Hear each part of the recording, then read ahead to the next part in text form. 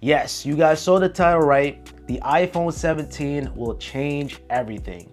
Even though the iPhone 16 series is still being rolled out due to Apple Intelligence not being 100% ready, technology still moves on. Now, why exactly the iPhone 17 will change everything? As we know, Apple rarely redesigns the iPhone, but when they do, it's a monumental moment. I mean, going all the way back to 2017 with the iPhone 10, that definitely was a day and night difference comparing it to the iPhone 7. It's no home button, OLED display, Face ID, you name it, pretty much the iPhone 10, it changed everything. We may very well get another moment like that with the iPhone 17. For the first time ever, we're getting a redesign to the iPhone, introducing brand new display sizes, an ultra thin model, and most importantly, ProMotion to all of the models. I want to kick things off with the models. As we know, there's a regular model, a plus size of the regular model, then we have the Pro, then the Pro Max. Now, for 2025, the iPhone 17 lineup is going to consist of the regular iPhone 17, the 17 Air or the ultra thin model, then we have the 17 Pro, and of course the 17 Pro Max, or it could be called the 17 Ultra. Going away of the Plus model and introducing with the thinnest model that Apple has ever made. That ultra thin model is gonna be the star of the show. We're gonna talk about the Pros in a second, but the ultra thin model is very interesting. Apple hasn't made a thin iPhone since the iPhone 6. Now I have it here and you can see this is the thinnest iPhone Apple has ever made. Ever since this model, the iPhones has been getting thicker and thicker and thicker to accommodate heat dissipation, of course a bigger battery, larger cameras. So how are they gonna do all of that in a thin iPhone body? They're gonna do that. They're gonna surprise us with that iPhone 17 Air. And the screen size is gonna be in between the 6.3 that we know and love and a Plus model or the Ultra model of the Pro Max.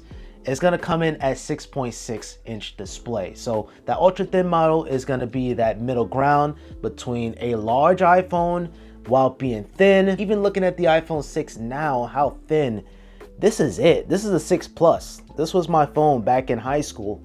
And it's amazing on how razor thin this was. And going to an iPhone 16, you guys can see it's just like a day and night difference between the two phones. So this is gonna be a breath of fresh air seeing a thinner iPhone, but of course, people are gonna be scratching their head. How about battery life? What about durability? I know Jerry Rig Everything, he have his hands ready. It's only time will tell. Only time will tell, but that's the direction Apple is planning on heading. Now, the price is rumored to be $1,200, so it is gonna be a pretty expensive device. It's gonna be more expensive than the 16 Plus, but it's also gonna come in with ProMotion and always on display. So essentially it's gonna be getting all of the Pro features that were previously reserved for the Pros, and it's gonna make its way to the regular models. So that's including the regular 17 and the 17 Air, the ultra thin model. Apple is also gonna remove a camera lens too on that thin model.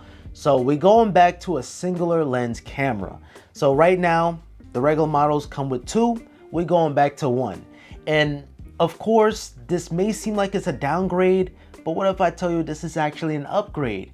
Thanks to the larger megapixel on the iPhones now, you could be able to crop the sensors in and be able to have a sharp image. Now, yes, nothing would beat having a telephoto lens, having a dedicated lens, but the clarity and Apple's processing with that A19 chip is gonna be insane. But once you factor out everything, it's gonna be a clear, crisp image, thanks to that 48 megapixel resolution. In that regular iPhone 17 model, all those features are gonna make its way down to the smaller model, but it's not gonna be as thin. That's the only thing. It's not gonna be as thin. And the screen size is gonna be from 6.1 to 6.3, very similar to the iPhone 16 Pro. So yeah, for the most part, the interesting one on the regular side has to be that thin model. And did I mention that this is gonna bring ProMotion and an always on display to the regular models? Finally.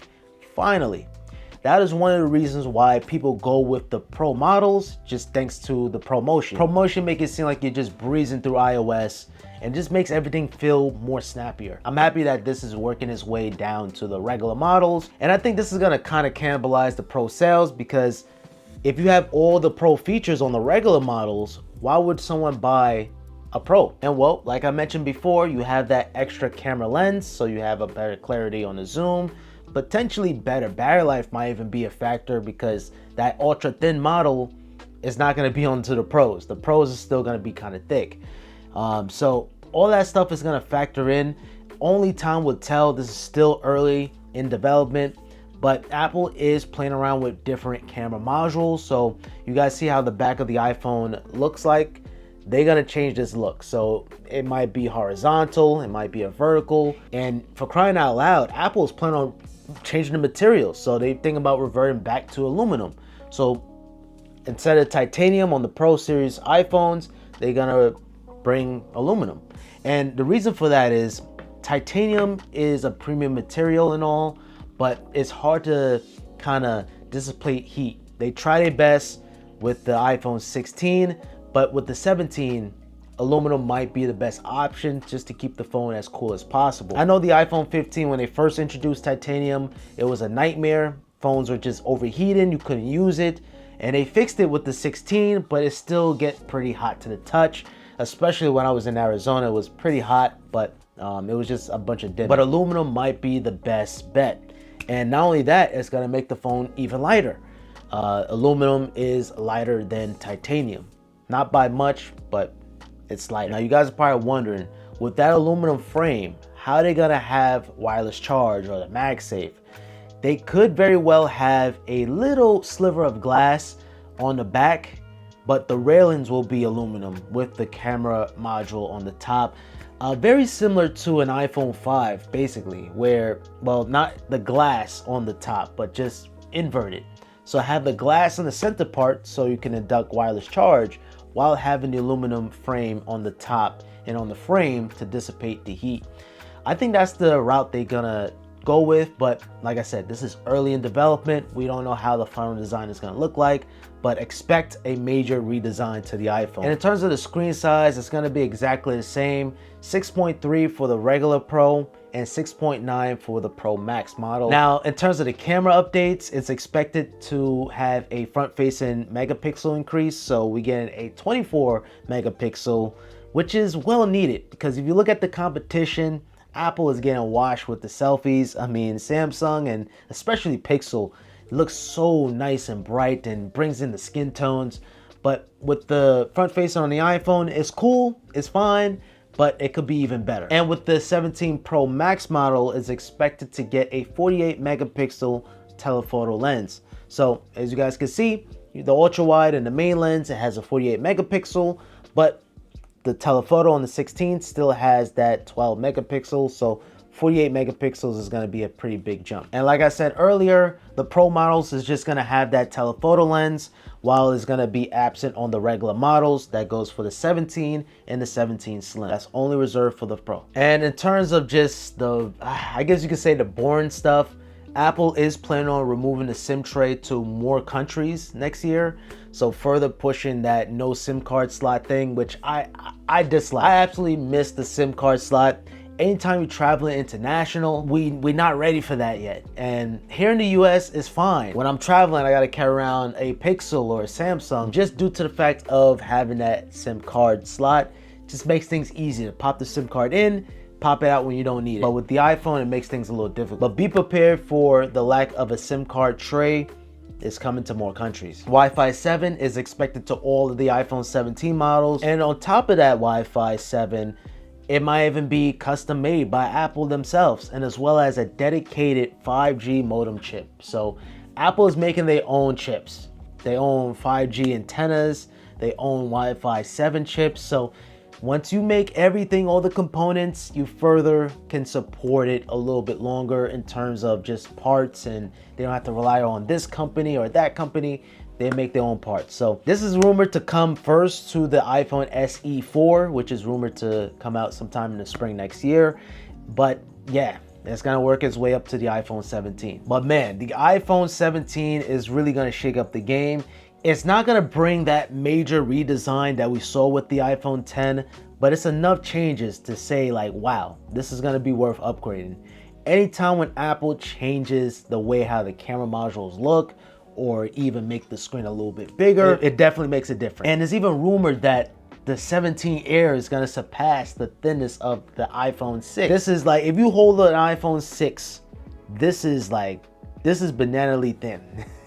Bananally thin is crazy. And I'm looking at it on the table like, wow, I don't know how Apple fit all this phone into a thin chassis. But anyway, that is it. I mean, in terms of release date, all the iPhone 17 models is expected to release September 2025. We have basically a long way to go. A long way to go until the release. So things are subject to change. Take all these leaks with a grain of salt. I'm only gonna description to my sources that I follow. And yeah, man, the iPhone 17 is looking good already. It's definitely gonna shake up the iPhone. And hopefully it gets some people to upgrade. And there was even rumors that Apple is gonna stop the annual releases of iPhones due to the incremental upgrades. But for tech enthusiasts like me, I like covering this stuff. I love seeing technology progress. But I understand on the other side of the coin how if it's good, then I don't need to upgrade. And that's fine too. Nowadays, the hardware of an iPhone is good already. It's all about the software, Apple Intelligence, and things of that nature. And it's just incredible how we came from this is the original iPhone, to this. This is insane. Like, take a second to just sink this in. And even looking at the front, it's just insane. And even so, going from an iPhone 10 to this, it's still enough to like justify that upgrade. So it's still upgrades nonetheless. It's just a matter of how much is it worth it to you. Because the iPhone 10 is still a fantastic phone. Even though it's starting to lose its updates, it's still a good phone. But anyway, guys, thank you guys so much for watching. I hope you guys found this one helpful. Are you planning on upgrading your phone next year? Let me know down in the comments down below. Subscribe with notifications on for more coverage on the iPhone 17 and just Apple content in general, technology related things, you name it, I pretty much do the best I can to review it. All right, guys, until next time, have a simple day. Peace.